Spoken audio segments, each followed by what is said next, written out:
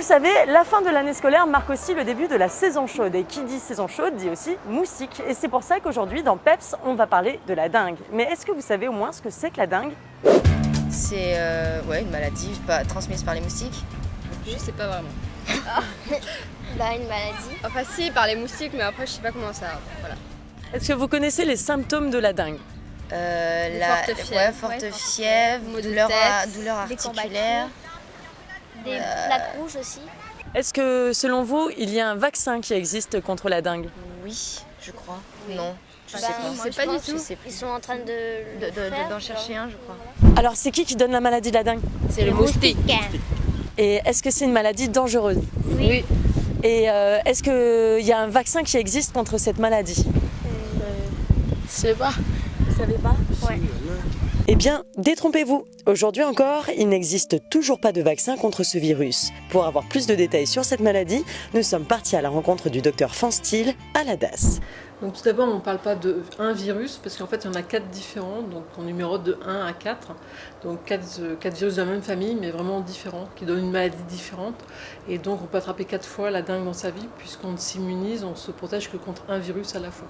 En Nouvelle-Calédonie, on a une seule espèce de moustique, c'est l'Aedes aegypti, qui transmet cette maladie-là, ce qui n'est pas le cas dans d'autres pays où il peut y avoir d'autres moustiques qui transmettent cette maladie-là. Alors en fait, le moustique, pour s'infecter, il n'est pas infecté à la naissance, il doit piquer quelqu'un qui est malade, donc en période quand la personne est malade, elle a encore le virus dans le sang, le moustique va piquer cette personne, aspirer du sang avec le virus, et donc le moustique va se contaminer. Le moustique ne sera pas malade lui-même, mais par contre, environ 8 jours après, lui, à chaque fois qu'il va piquer quelqu'un, il va contaminer, à chaque fois il va infecter la personne en lui transmettant en même temps du virus, en même temps qu'il aspire le sang.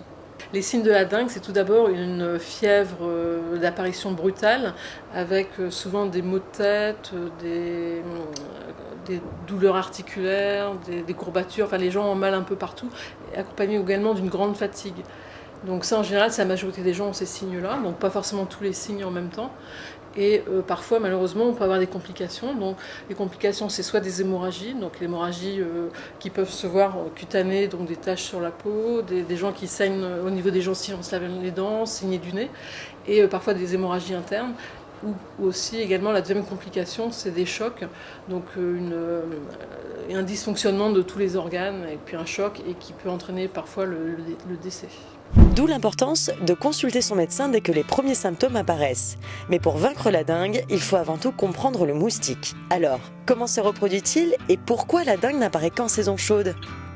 Eh bien, d'une part parce qu'à cette saison-là, il y a plus de précipitations, donc les gîtes larvaires se remplissent plus fréquemment, ce qui augmente la fréquence des moustiques. Ensuite, le développement des moustiques, le cycle du moustique se fait plus rapidement grâce aux températures qui sont plus élevées, et donc on a une augmentation là aussi de la densité de moustiques, de la quantité de moustiques.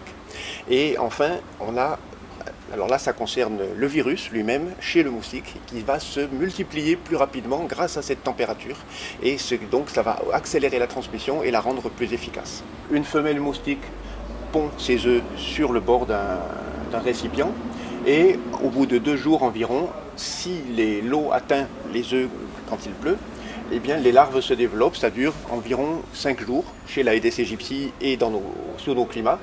Et ensuite, la larve se transforme en nymphe, qui elle va rester comme ça pendant 2 jours. C'est là que se produit la métamorphose, la transformation du moustique en adulte.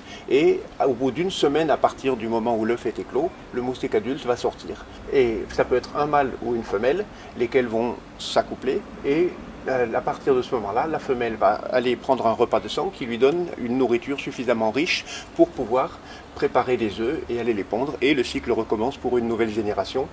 La femelle va directement retourner prendre du sang et les féconder une seule fois pour toute sa vie. Et c'est à cette occasion-là qu'elle peut prélever des virus et ensuite, au cours d'un cycle ultérieur, les transmettre à une personne saine. Il est important de prévenir les épidémies de dengue parce que c'est une maladie qui est une maladie explosive, c'est-à-dire qu'on a un cas un jour, on peut avoir 10 cas une semaine après, puis 100, puis 1000, et ça va extrêmement vite et ça porte un coup très dure à l'économie d'un pays, à la vie sociale, et ça fait souffrir et même mourir des gens. Donc il faut absolument prévenir la dengue. C'est pour ça que nous collaborons avec des institutions comme le CIPRES de la ville de Nouméa, mais aussi par l'intermédiaire de la DAS avec toutes les mairies de Nouvelle-Calédonie, pour arriver à lutter contre cette maladie qui est vraiment un fardeau pour la santé publique. La lutte contre la dengue, c'est donc le travail commun de différents partenaires. L'IRD, l'Institut Pasteur, la CPS, la DAS et toutes les autres institutions de Nouvelle-Calédonie, les provinces, mais aussi les mairies, notamment celle de Nouméa, avec le CIPRES, qui intervient en fait au niveau préventif et curatif de la dengue avec l'épandage. Explication avec monsieur Kevin Lucien, le responsable. Le CIPRES intervient sur Nouméa, spécifiquement.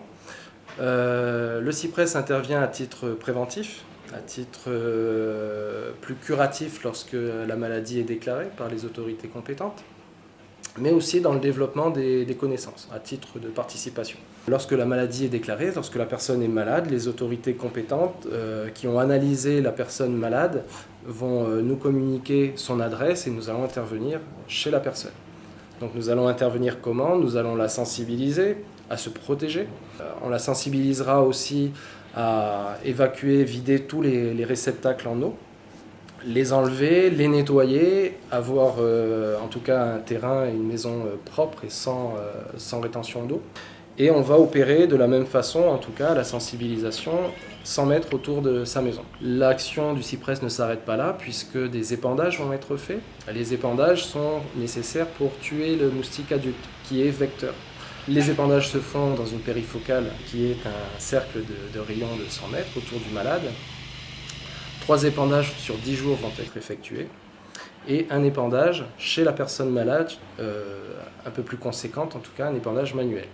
Notre souhait serait que la population se protège aussi bien d'un point de vue destruction de gîtes, avoir 0 gîte chez soi, et se protège si la personne est malade, pour protéger justement ses proches et puis son voisinage, en portant des habits longs, clairs de préférence, en utilisant des répulsifs, mais absolument en détruisant tous les gîtes.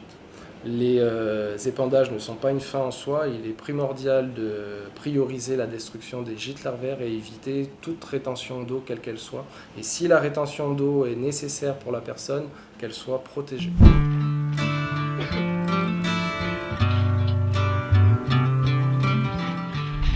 Alors, on récapitule. Voici les quelques derniers conseils pour lutter efficacement contre la dengue. 1. Consultez votre médecin dès que les premiers symptômes apparaissent. 2. Détruisez tous les gîtes larvaires. Et 3. Mettez à jour vos adresses physiques, soit auprès de votre mairie ou encore auprès de votre médecin, tout simplement pour que les services tels que le CIPRES puissent intervenir au bon moment, au bon endroit.